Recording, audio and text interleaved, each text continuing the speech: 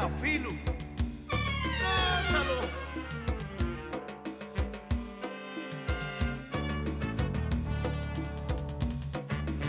Y este año la Filu le hace un homenaje a Colombia. ¡Colombia! Esto es para ti.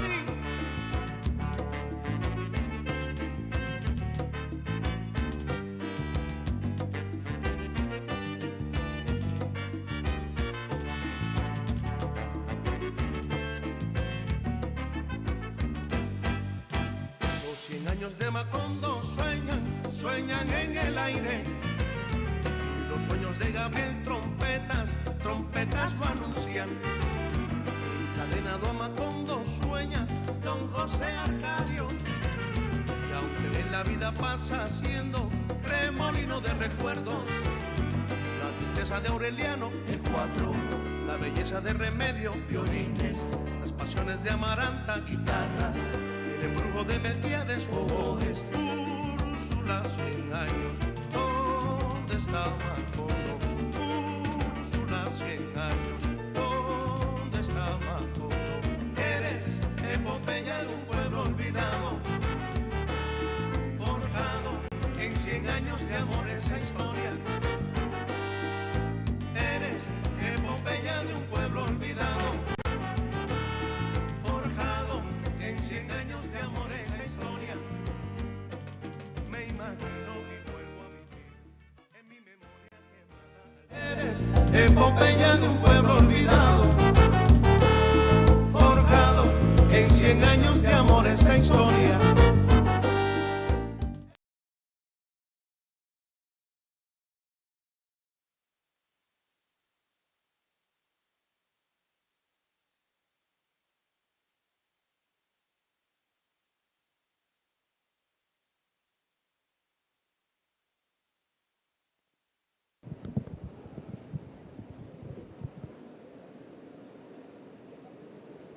Hola amigos, me da mucho gusto que nos sigan acompañando en una transmisión más de la Feria Internacional del Libro Universitario 2019.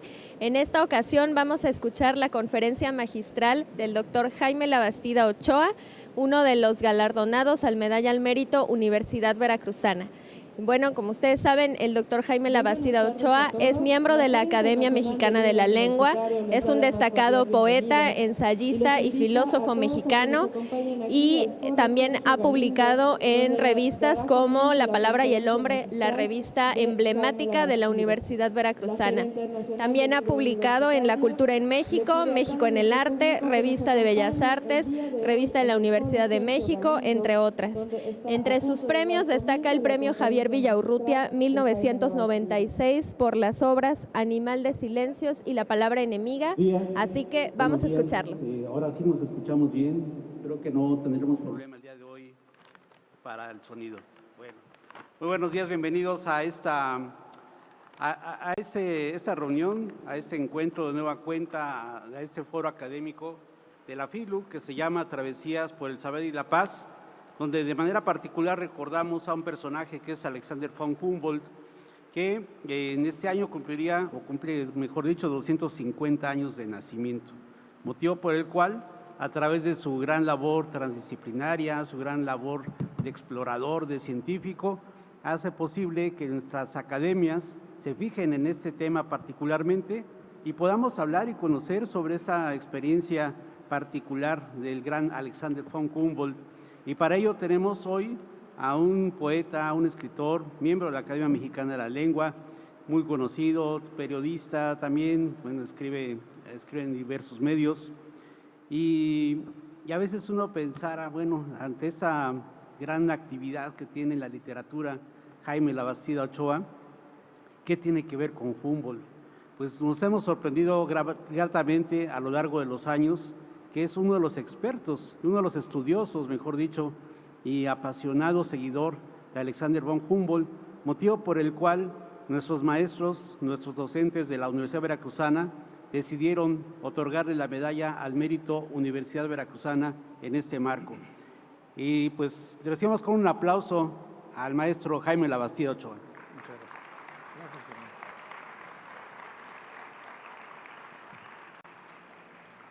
Antes de iniciar con esta conversación, el maestro Ochoa, Jaime Labastida Ochoa, mejor dicho, quiere hacer un donativo especial. Sí, muy buenas tardes, queridos amigos. Ana María Salazar. Ana María Salazar, la directora de la biblioteca. A través suyo quiero entregar el pequeño lote de libros de mi autoría a la universidad.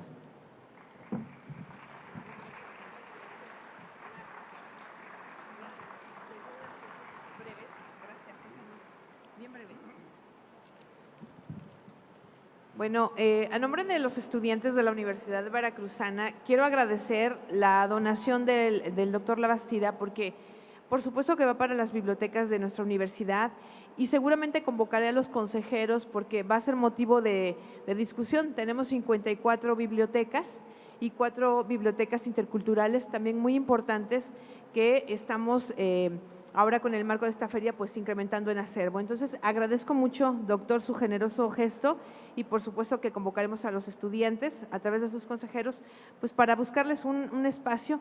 Seguramente será debatible, pero bueno, buscaremos que estén en las mejores manos, que son las de los estudiantes. Muchas gracias.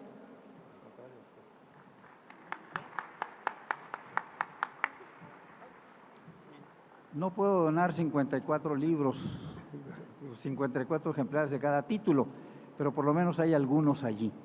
Quiero agradecer en primer lugar la presencia de todos ustedes, pero sobre todo la presencia de quien ha sido mi guía, mi crítica, mi inspiración a lo largo de los últimos años, mi esposa Lourdes Mora de la Bastida, cuyas raíces están aquí en Jalapa.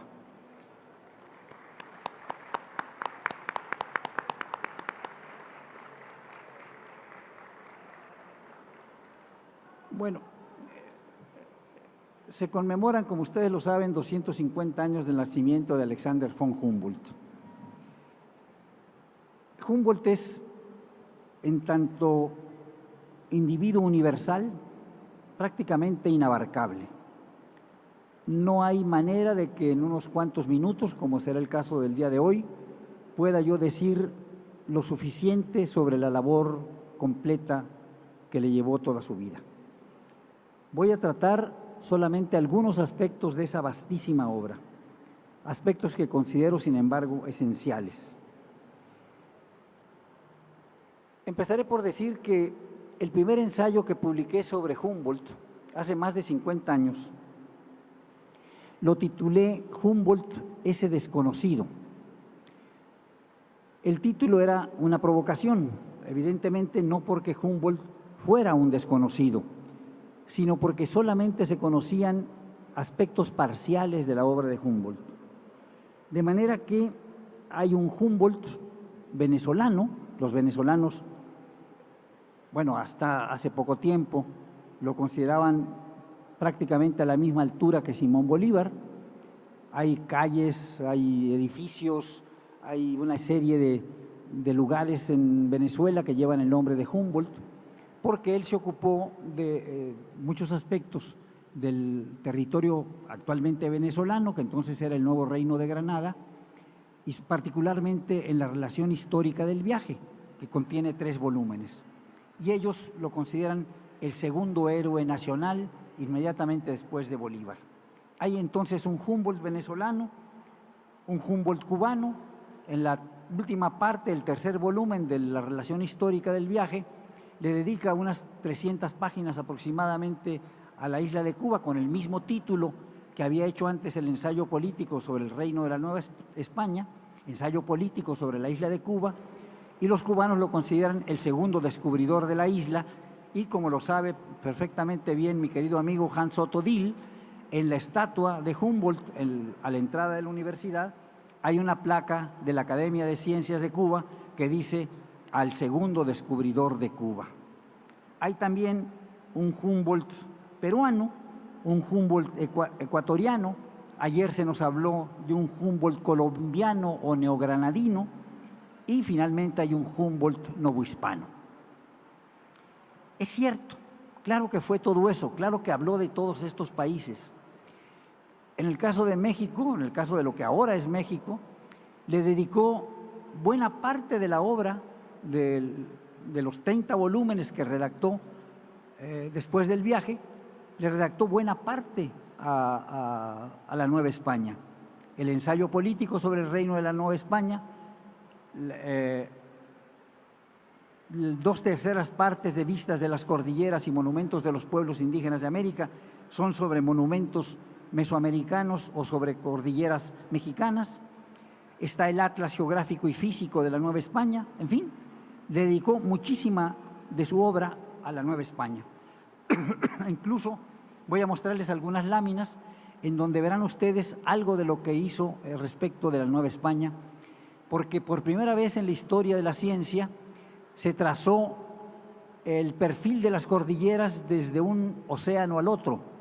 Estuvo en Acapulco y desde Acapulco hasta Veracruz, pasando desde luego por las más altas cumbres del país, el Popocatépetl, el Iztaccíhuatl, el Citlaltépetl, trazó el perfil de las montañas de una manera más simple que como lo hacía Caldas, porque Caldas ponía una montaña, José Francisco de Caldas, gran colombiano, bueno, neogranadino, ponía una montaña aquí y otra un poco atrás. No era tan sencilla la manera de escribir el perfil de las montañas como lo hizo Humboldt, a quien han acusado falsamente de haber copiado el método de Caldas. Nada que ver con eso. Bueno, pero ¿por qué estoy en contra de ese Humboldt parcial? Vuelvo a decir, no es que sea incorrecto del todo, pero no da la imagen cabal del Humboldt universal. Y por eso, cuando traduje Vistas de las Cordilleras, me di cuenta de que había otro Humboldt del que nadie hablaba, el Humboldt universal, y no solamente el Humboldt venezolano, colombiano, novohispano, cubano, etcétera, sino el Humboldt de dimensiones universales. Ayer Hans Otto dijo, se le ha encasillado como si fuera un viajero. No era un viajero. Él tenía el interés, en un principio, de acompañar a Napoleón Bonaparte a Egipto. No pudo, cruzó los Pirineos. Vean ustedes cuánta gente ha atravesado la meseta de la península ibérica, y él trazó la altura de la meseta de la península ibérica, describiéndola como una meseta. Nunca antes se había hecho eso, y miles de personas habían pasado por ahí. ¿Qué es lo que distingue a Humboldt? Es un hombre que explora, pero es un hombre de ciencia. Vean ustedes, antes de emprender el viaje, como recibe la herencia recién muerta su madre, se divide la herencia entre los dos hermanos. Wilhelm el mayor se queda con las propiedades y él transforma en dinero en lo que le correspondía para poder realizar sus investigaciones. Lo primero que hace en Europa, tanto en Londres como en París fundamentalmente y en Madrid, es adquirir más de 50 instrumentos científicos. No conozco viajero que haga cosas semejantes. Voy a leerles algunos de los instrumentos. Esto lo dice en la relación histórica del viaje. Un reloj de longitud de Louis Berthoud, un semicronómetro de Seifert, un telescopio acromático de Dolon, un telescopio de Carochet, un telescopio de pruebas, un sextante de Ramsen, un sextante de Troughton, un círculo repetidor de Lenoir, un teodolito de Hurter, un horizonte artificial de Carochet, un cuarto de círculo de Baird, un grafómetro de Ramsen, una balanza de inclinación, otra balanza de declinación de Lenoir,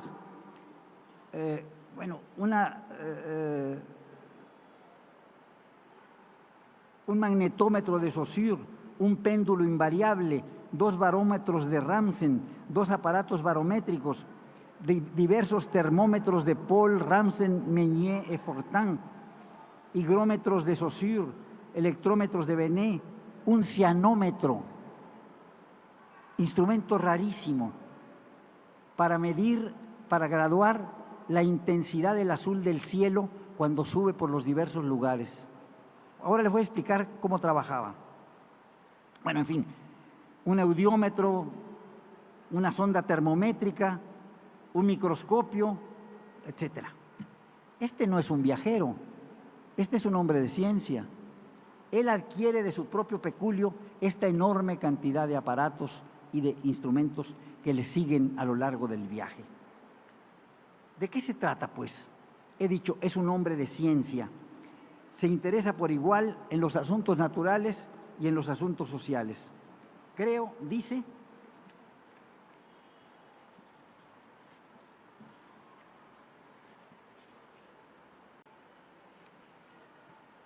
que la descripción del universo y la historia civil se encuentran situadas en el mismo grado de empirismo o de experimentación.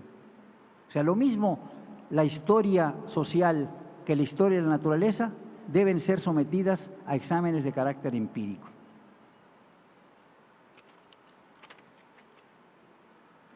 Así pues, el viaje americano debe ser visto no como el viaje de un viajero que da cuenta de sus impresiones de viaje. Ayer se le reprochaba que no había quedado demasiado tiempo en algún lugar. No, lo que sucede es que debe ser visto el viaje de 5 años por estos 6 países que ahora conforman países americanos, debe ser visto como un trabajo de campo. Recoge materiales a lo largo de estos 6 años y luego los digiere, los examina, los analiza a lo largo de 30 años en 30 volúmenes. La vida de Humboldt, pues, se puede dividir quizás en 3 etapas de 30 años cada una de ellas. Hasta los 30 años la preparación de su viaje exploratorio. Los siguientes 30 años, hasta 1829, el trabajo de digestión del trabajo de la labor de campo, que le lleva, vuelvo a decir, 30 años de su vida. Publica 30 volúmenes, 20 de ellos en tamaño gran infolio. Se necesitaba la piel de un becerro para encuadernarlos, y 10 en tamaño infolio. Él los paga de su peculio, con los mejores grabadores de la época, con los mejores dibujantes. Hace una enorme cantidad de aportaciones a ciencias particulares, pero no le interesan solamente los aspectos particulares de su investigación. Lo que él quiere es obtener, leyes y teorías de carácter universal. Esos 30 volúmenes están hechos en el mejor papel, en las mejores imprentas, por los mejores grabadores, y sin embargo no concluyó de examinar todo el material que llevó de América. Además, quiero decirles otra cosa. En el caso de Humboldt no solamente debemos ver lo que escribió, sino que todo lo que escribió estuvo acompañado de material gráfico. Le interesaba el aspecto, estético de lo que veía. Dice en uno de sus primeros libros, Cuadros de la naturaleza, Ansichten der Natur, que su manera de tratar las ciencias era una forma estética de tratar las ciencias naturales. Después de 1829, o a partir de 1829, empieza una tercera etapa de Humboldt. Ya es un hombre reconocido en el mundo entero y el zar de Rusia lo invita a visitar las vastas posesiones del Imperio ruso. Es un fracaso en comparación con el viaje americano. ¿Por qué? Porque el zar da órdenes de que lo traten como si fuera un príncipe y no para de ir de recepción en recepción, de fiesta en fiesta, de agasajo en agasajo, y no lo dejan trabajar. Él era un hombre que trabajaba no sé cuántas horas al día, pero desde luego más de 12, si no es que 14. Por ejemplo, cuando sube al barco Pizarro en La Coruña, lo primero que hace, habla de una sonda, arrojarla al mar. La sonda no va a llegar al fondo del mar. La sonda va acompañado de un termómetro. Él quiere medir la diferencia de temperatura de las corrientes marinas. Y fue así como finalmente descubrió la corriente marina en el Pacífico, que lleva actualmente su nombre frente a las costas del Perú, la corriente de Humboldt.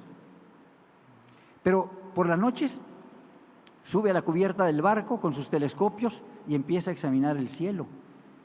Y cuando recorre la cordillera desde Acapulco hasta, voy a poner ese ejemplo, desde Acapulco hasta Ciudad de México, de Ciudad de México a Veracruz, lo que hace es medir en cada caso la altura de las montañas y va midiendo, lleva barómetro, va midiendo la altura que recorre y recoge en cada caso junto con Bonpland las plantas, pero no solamente recoge las plantas que no conocían y les da nombre y las clasifica y las ordena, sino que las sitúa en el lugar donde las encuentran, de acuerdo con la altura, la latitud y la longitud.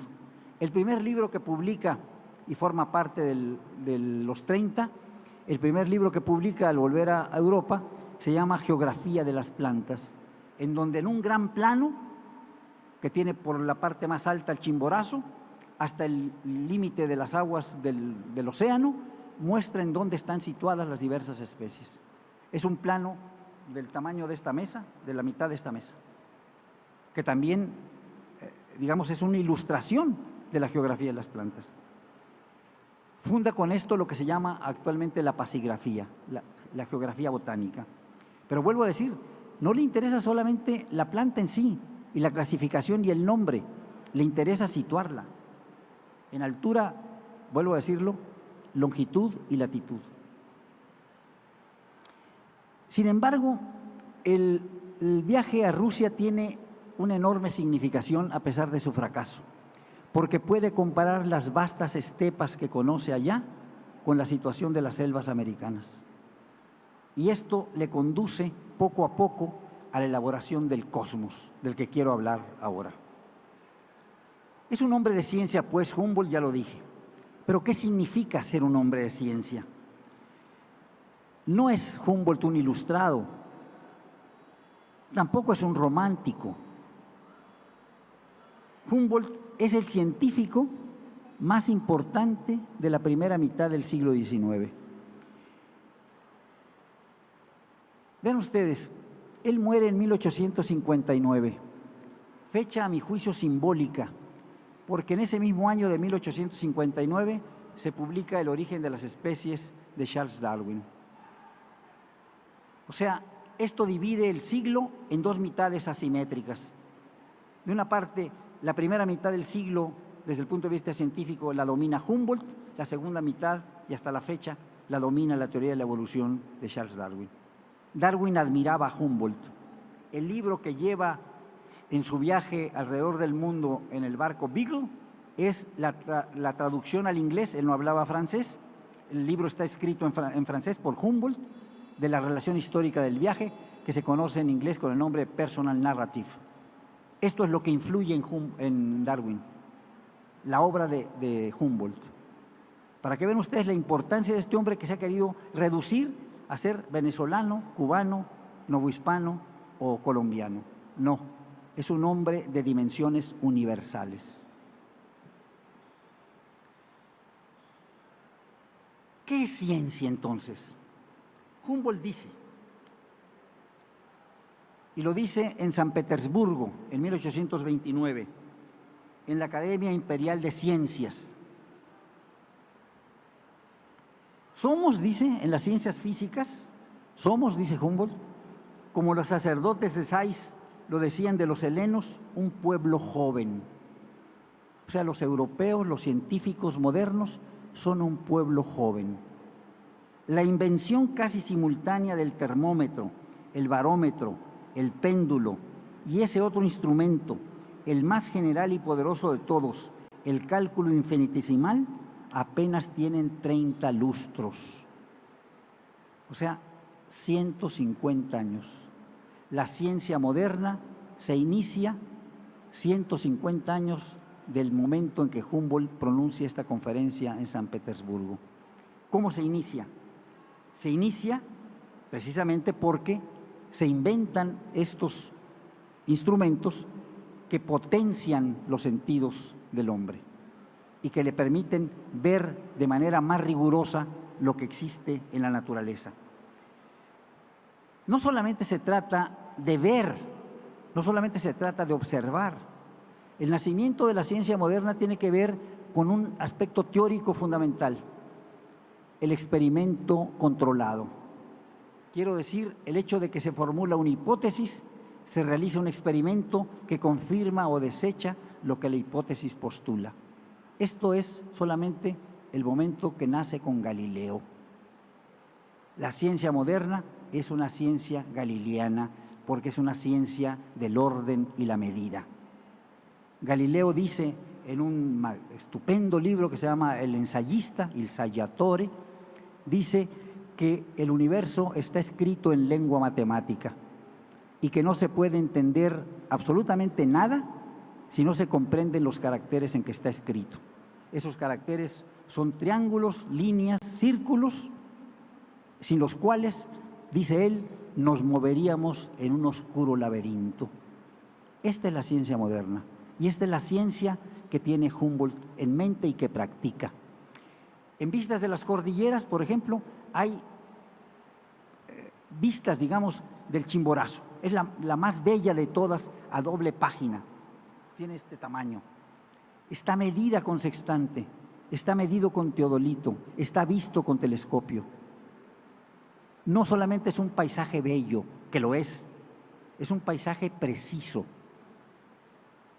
es un paisaje exacto. Esto es lo que quiere Humboldt. Ayer la señora rectora me mostró un grabado que se tiene aquí en la universidad sobre el Citlaltépetl, hecho en 1812, dice, por Cook, tomando como base un dibujo de Humboldt. Tiene un fuego en la cúspide. El Citlaltépetl no hizo erupción. Tiene una voluta de humo. El Citlaltépetl no estaba activo, ni está activo. O sea, eso Humboldt lo hubiera rechazado. Seguramente no conoció el grabado porque habría dicho, esto no lo hice yo. Incluso lo que me llama la atención es que el fuego se ve como si lo hubieran visto desde arriba. Tiene llamas, ni el Popocatépetl tiene llamas. Está activo el Popocatépetl, tiene lava, tiene magma, pero no tiene fuego, ni se puede ver desde la tierra, desde el valle. Eso no le hubiera gustado a Humboldt. Humboldt era, vuelvo a decirlo, extremadamente preciso.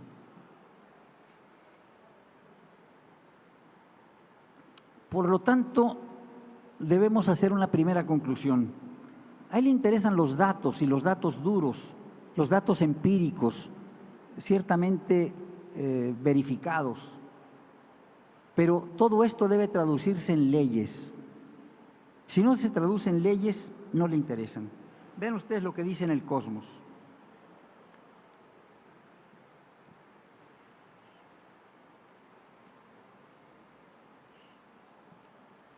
Este es su método.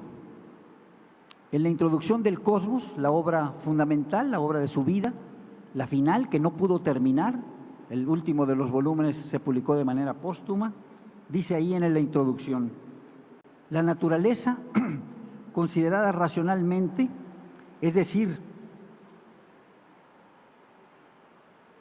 sujeta, perdón, no alcanzo a leer aquí bien, sujeta en su conjunto al trabajo del pensamiento, es la unidad en la diversidad de los fenómenos, la armonía entre las cosas creadas que difieren por su forma, su constitución propia y las fuerzas que la animan. Es el todo, y lo dice después en griego, to pan, penetrado por un soplo de vida. El resultado más importante de un estudio racional de la naturaleza es de captar la unidad y la armonía en este inmenso conjunto de cosas y de fuerzas, abrazar con el mismo entusiasmo lo que es debido a los descubrimientos de los siglos anteriores que de los tiempos actuales. analizar el detalle de los fenómenos sin sucumbir bajo su masa. O sea, igual que lo hacía Bacon, se trata de comparar, no se trata solamente del trabajo de la hormiga, ni del trabajo, no me acuerdo qué otro animal hablaba Bacon, sino del trabajo de la abeja, que acumula los materiales, pero los organiza en un todo coherente.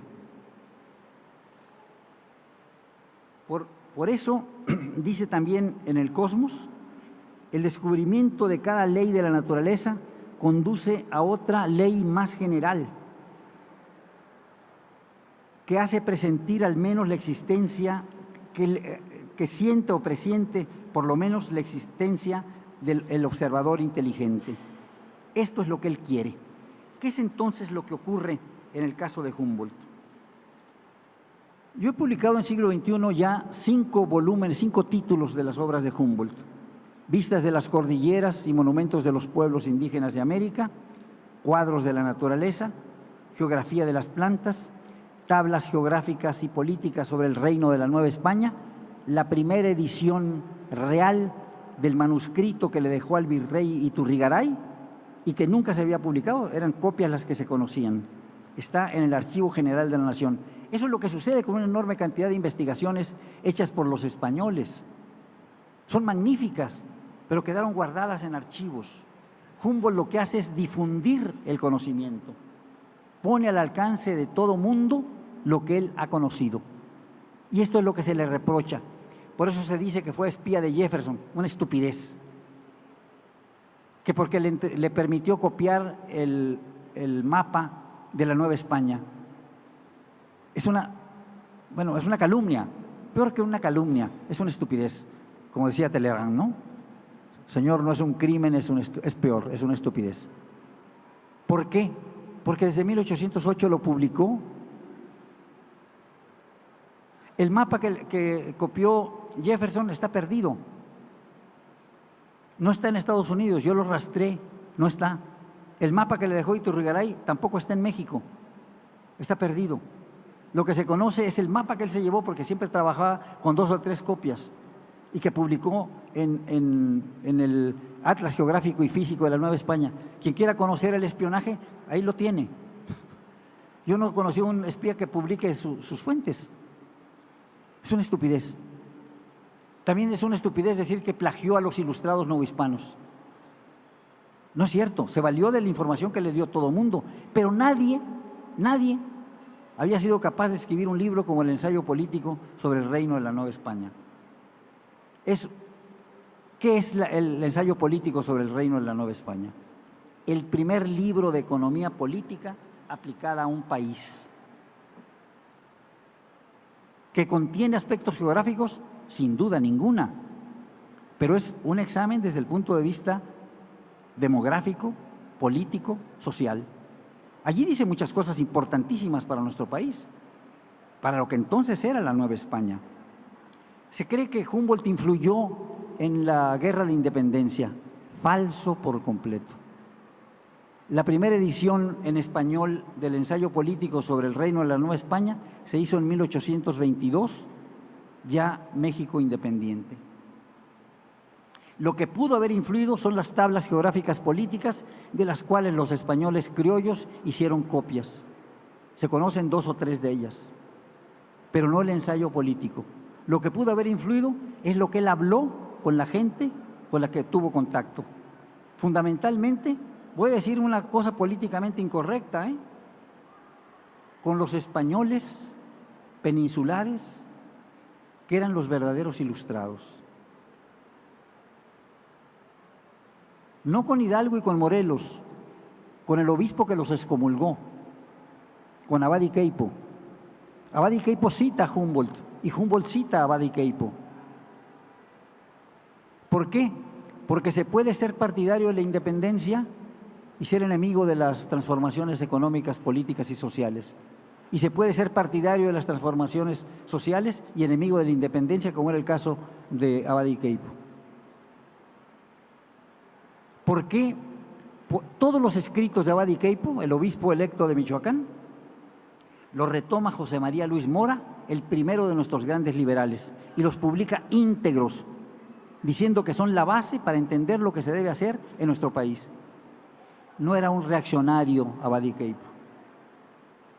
Abad y Queipo, en 1820, bueno, lo expulsa el virrey Calleja, vuelve a España, Fernando VII lo nombra ministro de Gracia y Justicia y al día siguiente lo destituye porque le dicen que estaba sujeto a un proceso inquisitorial por hereje y afrancesado. Y en 1820, cuando se produce la Revolución de Riego para restablecer la Constitución de Cádiz, Fernando VII encarcela a Abad y Queipo y Abad y Queipo muere en prisión. Este no es un reaccionario, es un enemigo de la independencia, eso sí, pero no un reaccionario. Pues ese es uno de los grandes amigos de Humboldt, ese es uno de los grandes informantes de Humboldt.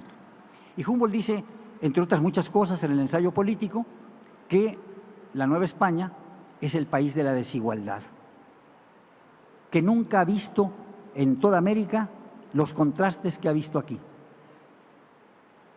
que Lima le parece una aldea en comparación de México, que la Ciudad de México tiene instituciones que se pueden comparar y edificios que se pueden comparar a los mejores y más bellos edificios de Europa. ¿Cuáles instituciones señala Humboldt como las mejores de toda América? La Real Academia de Artes de San Carlos, el Real Colegio de Minas y el Real Jardín Botánico. 3 instituciones de la época borbónica creadas por Carlos III, el rey ilustrado. Pero no la universidad, ni el protomedicato. La universidad era la cuna de la reacción. La universidad era la cuna de la escolástica. Lo que eleva Humboldt como grande es precisamente lo ilustrado, lo nuevo, lo moderno. Le parece bellísima la catedral, obra de Tolsá, un neoclásico, y horroroso el sagrario. Lo llama arte que vulgarmente llamamos gótico. Odiaba el barroco, como Wagner odiaba el barroco, Hans Otto, ¿no? Por eso no quiso el teatro que le cedió Ludwig de Baviera. Bueno, en fin, este año voy a publicar El Cosmos, en traducción directa del alemán. Lo que hasta ahora se conoce en español ha sido una traducción del francés, que por cierto Humboldt revisó y a la que le hizo una introducción particular en francés. Pero no había traducción directa. Ahora estamos haciendo la traducción directa del Cosmos del alemán. Pero va a estar acompañado de 90 mapas. Mapas muy poco conocidos, si no es que por completo desconocidos. Vuelvo a decir, la obra de Humboldt está acompañada siempre de aspectos gráficos. ¿Qué carácter tienen estos 90 mapas? Son mapas hechos por Heinrich Berghaus, mapas de carácter planetario, pero bajo la supervisión de Humboldt. Se publicaron en 2 volúmenes, entre 1845 el primero y 1848 el segundo. Son asombrosos. Yo quisiera que ahora los pasaran, por favor. Vean ustedes ese. Es el primero de los mapas. Es un mapa planetario. Tiene el conjunto del planeta. Pero las líneas que ustedes ven arriba son líneas que muestran las curvas isotermas, o sea, las curvas de igualdad de la temperatura en el planeta. Un hombre que no viajó por todo el mundo pudo hacer esto. Toda la información contenida en el cosmos está vaciada en estos. Pasen otro, por favor. Esto es otro más. Eso es visto desde el hemisferio norte. Es el sistema de curvas isotermas. El sistema de curvas isotermas del hemisferio norte. Otro, por favor. Este es el mapa de Europa con la vista general de la distribución del calor. Otro es el mapa de los vientos de la Tierra. Eso también hubiera podido ser objeto de espionaje, ¿no? Para Jefferson. Hay otro mapa de las corrientes de aire en el Océano Atlántico. Bueno, en fin, otra carta de precipitación de las lluvias en la Tierra. Otro propone una serie de estaciones meteorológicas a lo largo de todo el mundo. En fin, eso es el Chimborazo con otras alturas de Europa para ver cómo se distribuyen las plantas.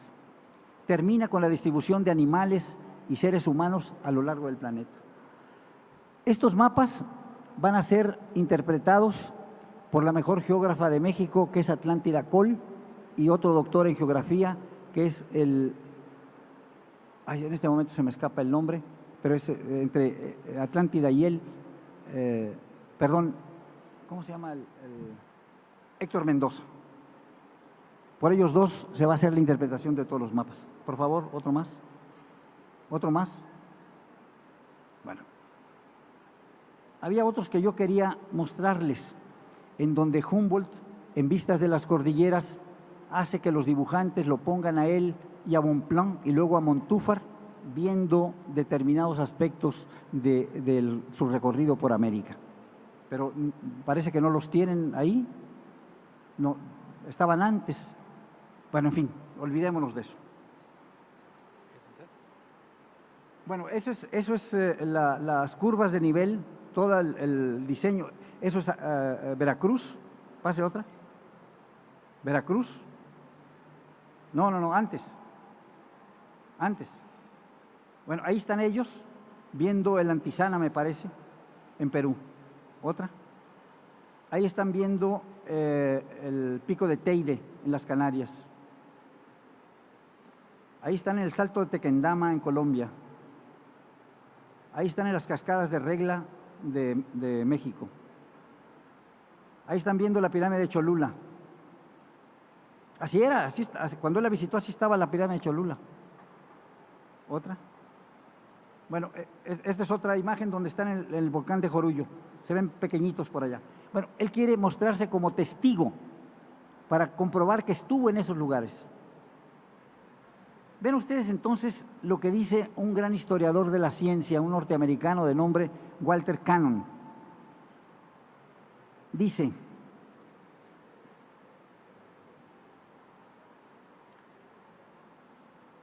el sucesor de Humboldt en la Gran Bretaña fue precisamente aquel joven que dijo inspirarse en la personal narrative, o sea, en la relación histórica del viaje de Humboldt, el que enfiló hacia Sudamérica y cubrió la parte del continente que Humboldt había omitido, la parte sur, y llegó hasta las Galápagos, donde Humboldt no estuvo. El que publicó, imitando a Humboldt, su propia narración personal, y el que trató de producir una teoría dinámica de extensión continental respecto de las montañas y los estratos de América del Sur. Me refiero, por supuesto, al joven Charles Darwin. Humboldt, entonces, añade Cannon, registraba sus observaciones en tablas numéricas, pero los datos geográficamente distribuidos se pueden disponer, dice Cannon, mejor en un mapa, pero no en cualquier clase de mapa. Humboldt lo hacía en lo que yo llamo el isomapa, o sea, un mapa que muestra las líneas de igualdad de cierta información, isotermas, isóteras, isobaras, isodinámicas, isógonas o cualquier otra cosa que se prefiera. Esto es lo que hace Humboldt. Y dice, comparado con esto, con lo que hacía Humboldt, la investigación en un laboratorio o el cálculo infinitesimal eran cosas pequeñas y menudas. Este era un trabajo de orden universal.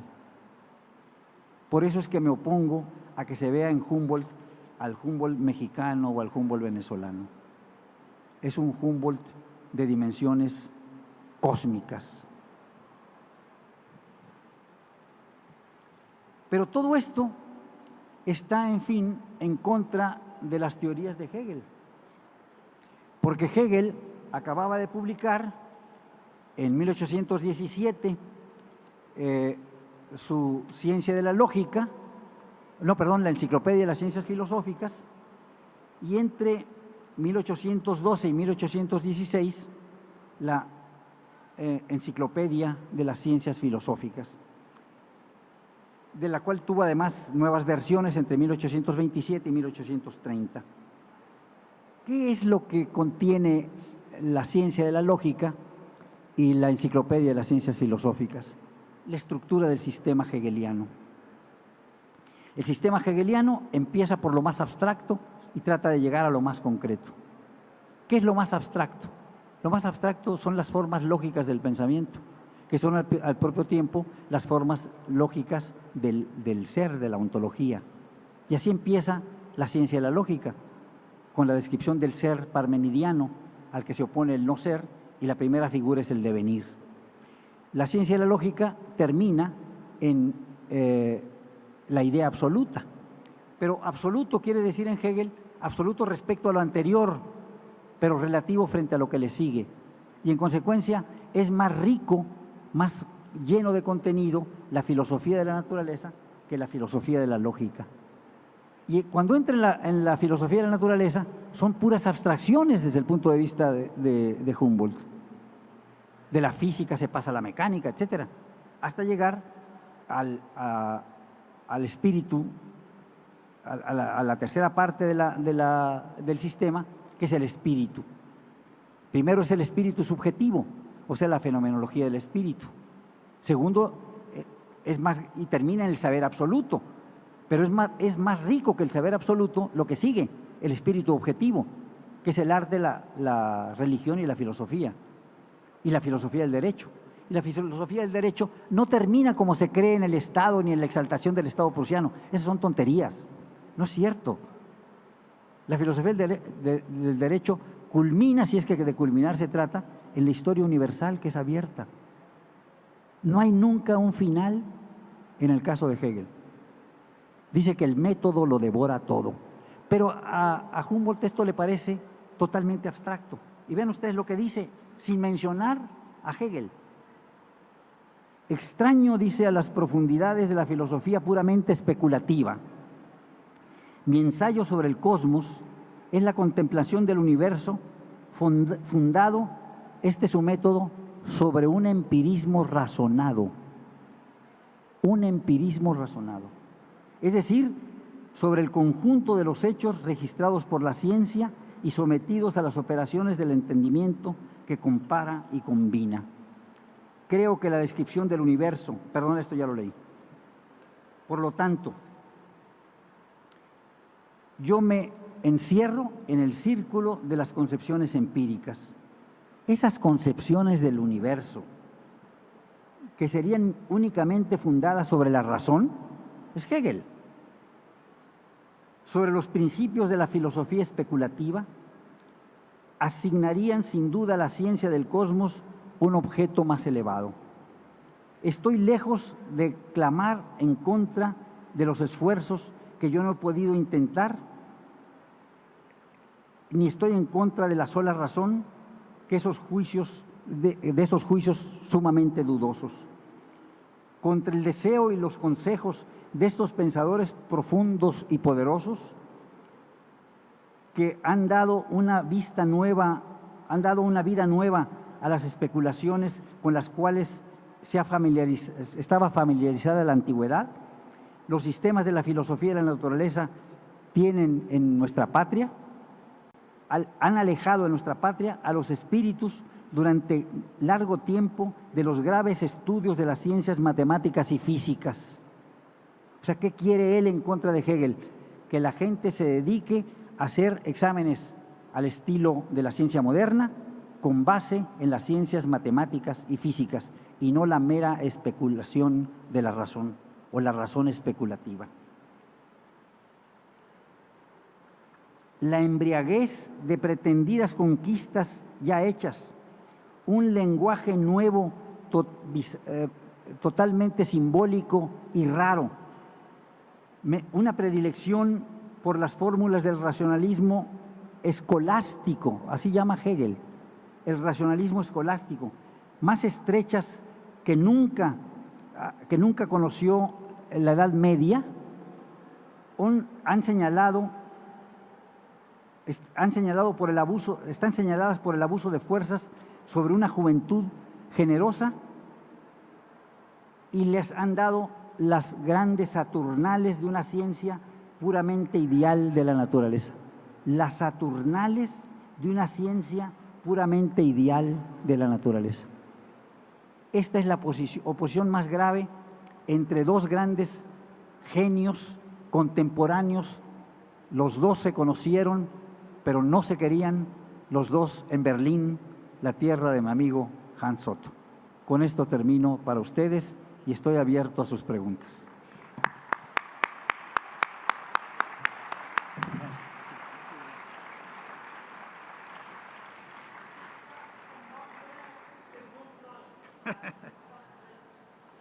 Bueno, aquí tenemos una pregunta. No sé si puedes acercarte para que podamos escucharte. Ahí viene el micrófono. Muy buenas tardes, mi nombre es Pedro Hernández, soy egresado de la Facultad de Ingeniería Mecánica Eléctrica de aquí de la Universidad Veracruzana. Soy un halcón, egresé hace 30 años, pero soy universitario por siempre, siempre aprendemos. Doctor Jaime, la verdad que me ha dado mucha luz su conferencia junto con la conferencia del doctor Otto ayer, y para mí es una confirmación de la grave crisis que vive la humanidad actualmente. Para mí todo esto que usted nos ha dicho es volver a las raíces. Para mí este alemán al cual estamos honrando fue para mí un gran humanista, porque supo poner en primer lugar al orden natural de las cosas. Supo con su razón entender y exaltar a partir de las ciencias naturales, ¿verdad?, el orden natural que tenemos en todo, en la biología, en la fisiología, en la física, y supo integrarlo como un todo, y supo poner al hombre como el pináculo de toda esta creación.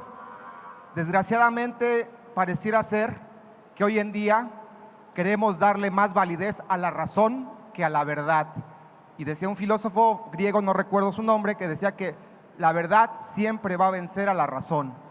Y creo que tenemos que volver a estos orígenes humanistas del orden natural de las cosas, porque pareciera que en este siglo queremos reinventar la naturaleza humana a través de la razón, cuando ya está en el orden natural de las cosas preestablecido qué somos, cómo convivimos armoniosamente, y que partiendo de ello sí, hay que mejorar, pero no hay que hacer a un lado ese orden natural de las cosas y tratar de reinventar lo que ya está hecho, porque es aquí donde creo yo la desgracia del ser humano, que nos ha llevado ahora a pensar con una lógica distorsionada, una lógica relativista, a hacer a un lado a la verdad objetiva, la verdad palpable, con hechos medibles, cuantificables, y nos ha hecho irnos más a la razón especulativa, creyendo que en la especulación encontramos una mejor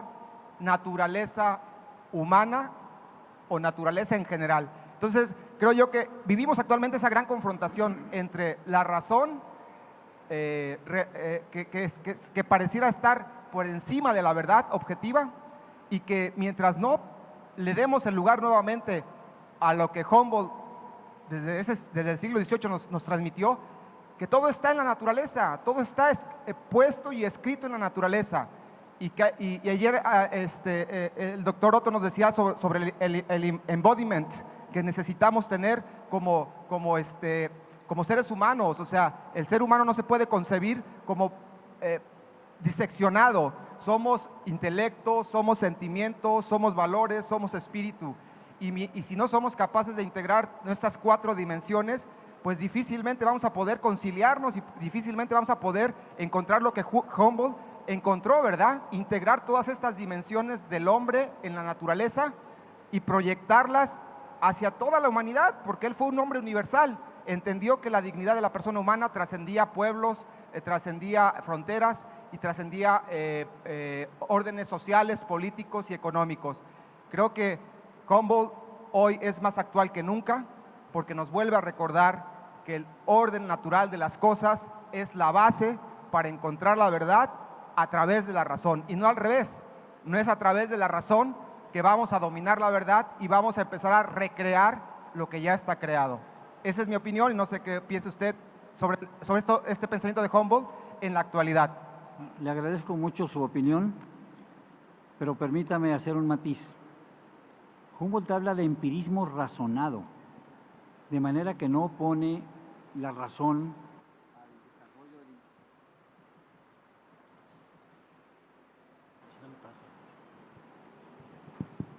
No pone el ejercicio de la razón a la investigación científica natural.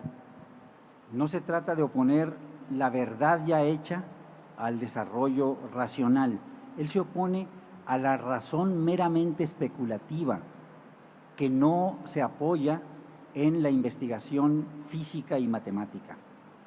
Pero no se opone a la razón. ¿Sí? Y me dio la impresión de que usted oponía verdad y razón, y la verdad, si es que podemos hablar de una verdad en este caso, es que está siempre en desarrollo. La ciencia está en un proceso continuo de desarrollo. Por ejemplo, Kant decía, refiriéndose a Newton, que había una verdad absolutamente extendida en el universo entero, que los cuerpos se atraían en razón de su masa e inversa del cuadrado de su distancia, y que esta era una ley general absolutamente extendida en todo el universo. Eso es falso. No es que se haya caído la teoría de la gravitación universal por completo. Rigen lo que algunos llaman el mesocosmos, pero en el caso de la mecánica cuántica no se pueden aplicar las leyes newtonianas, y en el caso de la teoría de la relatividad tampoco, sobre todo de la teoría de la relatividad absoluta, no se pueden aplicar las leyes newtonianas.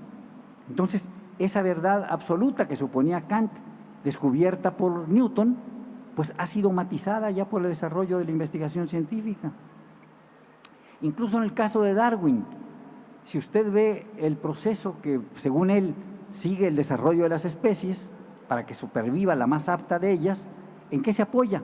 En la adaptación al medio. Por ejemplo, esto lo desarrolla antes que él Lamarck, un gran científico, amigo de Humboldt, francés, que hace un cuadro taxonómico de las especies extraordinario.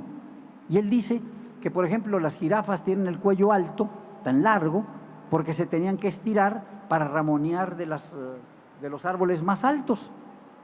Pero seguramente no vio cómo las pobres jirafas se tiran al suelo para beber agua. O sea que esta no es la razón de que tengan, no es la adaptación al medio, o que los animales, las aves acuáticas, estiran las membranas interdactilares y poco a poco se aumentan, de manera que por la adaptación al medio las aves acuáticas tienen membranas interdactilares. Sabemos que hay aves acuáticas que no tienen membranas interdactilares y además pueden volar y adaptarse a otro lugar. O sea que no es esta la razón por la que tengan membranas interdactilares. Ahora sabemos que el código genético, el ADN, es el que influye fundamentalmente en esto. Entonces hay una nueva teoría de la evolución apoyada en Darwin, sin desmentir a Darwin, pero aplicando nuevos criterios científicos. Entonces la ciencia está en desarrollo, la verdad no es absoluta, es siempre algo se conquista. Es un poco lo que decía Hegel con el sentido de Aufheben, se supera pero conserva algo de lo pasado. Nosotros, en tanto que especie, los seres humanos, estamos hechos de minerales y de gases. Eso no se puede desmentir. Tenemos todos los estigmas de las especies que nos han antecedido. Somos el fruto más alto de la evolución, pero somos también animales. Si es que podemos usar la palabra animal, que no me gusta del todo porque viene de ánima, ¿no? Y Aristóteles no hablaba de psique, hablaba de zoón, y zoón es otra cosa, es ente vivo. El verbo zoo, que dio origen a zoológico, a zoología, y on, el participio pasivo del verbo emi, ser, un ente vivo, pero no un animal. Esa es la traducción. Ven ustedes que las cosas, los conceptos se traducen de diferentes maneras a lo largo de la historia. Y los romanos tradujeron eso de esa manera. No es correcta, pero ya estamos acostumbrados a ella. Y cuando decimos animal, no le vamos a decir tú eres un ente vivo, ¿no? Para insultar a alguien, le decimos eres un animal. Ya el concepto adquirió una nueva connotación. ¿Sí me explico, verdad? Entonces, solamente ese matiz. Muchas gracias. Miren, en un momento más van a iniciar actividades en los salones de aquí que están arriba y entonces tenemos que cortar porque los sonidos interfieren. Nada más hacemos una pregunta más que la tiene Ibiza y con eso cerramos la participación del maestro Jaime Labastida. Hola, buenas tardes. Muchas gracias por… No se oye. ¿Me escucha? Hola, ¿ahí me escucha? Buenas tardes, ¿me escuchan ahí? Pasa por favor a… ¿Ahí me escuchan? Creo que ya, ¿verdad? Buenas tardes, muchas gracias por su conferencia. Creo que fue bastante enriquecedor todos los puntos y las aristas que nos logró… No se oye bien, ¿eh? Pasa por Paso, favor. entonces. Sí.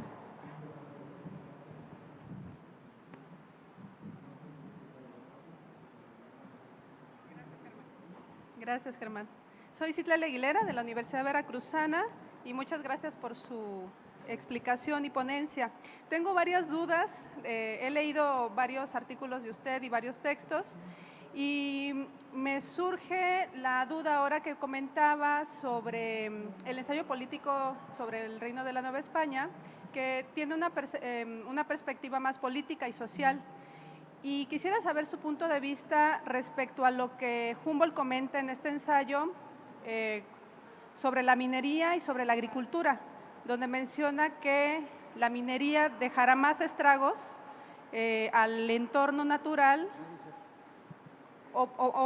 bueno, no sé, es también parte de la pregunta, ¿no? Lo que me deja entrever cuando leo esos textos de Humboldt es cómo él vislumbra el impacto de la minería respecto a la naturaleza, al impacto que puede haber ahí, y también de la agricultura, diciendo que es en la agricultura donde puede residir la economía más que en otro tipo en otros sectores productivos, como justamente la minería. Y la otra pregunta que tengo es un tanto más personal. Se menciona que él sube el cofre de Perote. Lo dibuja. Entonces, no sé, en la editorial, en el libro editado por Porrúa, viene descrito por Humboldt el cofre de Perote.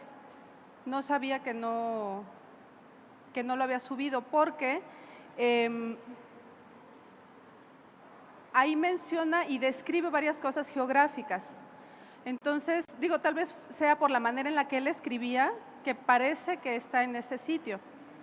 Entonces, mi pregunta sería, ¿cómo es que Humboldt, al no estar en los sitios, puede llegar a través de los datos recopilados por demás personas con mucha certeza y sobre todo transmitirnos esa manera que él tenía justamente, ¿no? Y por último, al investigar sobre las personas con las que él se relacionaba en el ámbito científico, encuentro muy pocas mujeres, de hecho, ninguna. Y en la ilustración solamente María Lavoisieres, como la que ahora se me viene a la mente. No sé si usted conozca otras mujeres con las que tal vez se haya relacionado o no.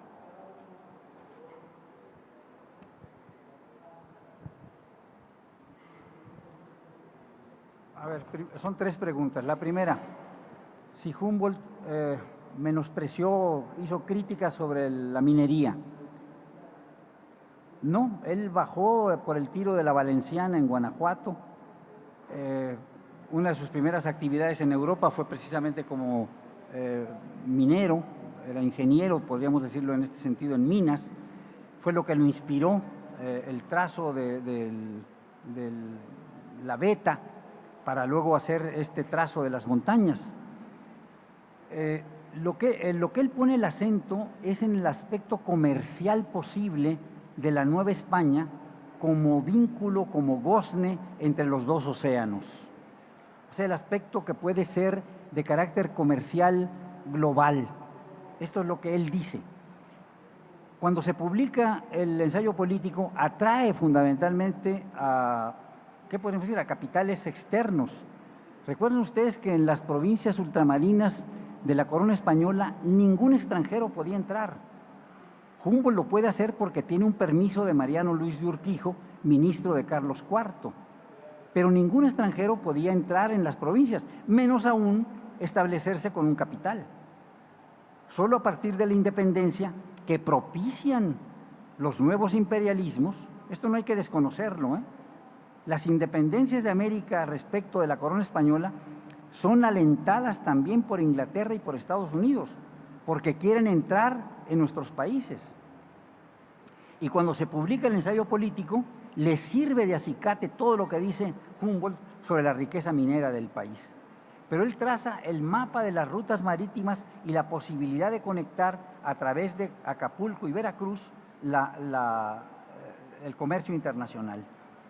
Respecto de mujeres, se habla falsamente de su relación con la Güera Rodríguez. No tuvo relación más que de amistad con la Güera Rodríguez. No conoció ninguna mujer ilustrada en la Nueva España. Sus amigos fueron, vuelvo a decir, Abadiqueipo, Flón, Riaño, los que combatieron a los insurgentes y murieron en la Lóndiga de Granaditas. Estos fueron sus amigos. ¿Y la segunda pregunta cuál era? Lo del cofre de Perote. No, él estuvo en el sitio. Pudo no haber subido, pero desde abajo tiene el dibujo perfecto del cofre. Nuevamente con sextante, teodolito y telescopio. ¿Sí? O sea, sí estuvo en los sitios que visitó, de los que describe. El único sitio donde no estuvo fue en Xochicalco, que describe, según Soto y Gama.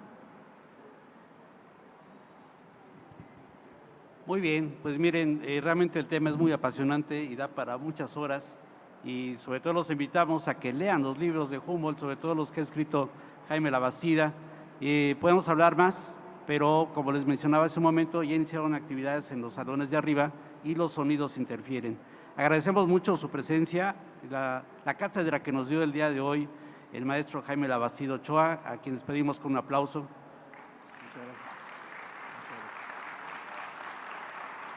Lo cual demuestra, ya lo sabíamos, pero lo demuestra simple y sencillamente, con muchos creces, que es digno merecedor de la medalla al mérito Universidad Veracruzana. Muy bien, muchas gracias. Muchísimas gracias. Muchísimas gracias a la Universidad Veracruzana, a mi querido amigo Germán Martínez y a todos ustedes por su paciencia. Hasta pronto. Muchas gracias por habernos acompañado, amigos. Sin duda, una cátedra muy interesante por parte del doctor Jaime Labastida Ochoa, uno de nuestros galardonados al Medalla al Mérito Universidad Veracruzana. Bueno, no se pierdan las demás actividades que tenemos para ustedes aquí en la FILU 2019. Recuerden que si están en Jalapa pueden venir al Complejo Deportivo Omega, y si no, sigan pendientes de nuestras transmisiones en www.v.mx/televisión. Yo me despido, soy Katia Escalante, me dio mucho gusto estar con ustedes, nos vemos a la próxima.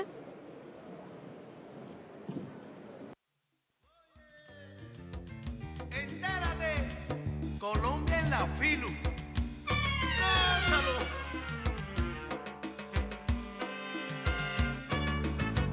Eres epopeya de un pueblo olvidado, forjado en 100 años de amor esa historia.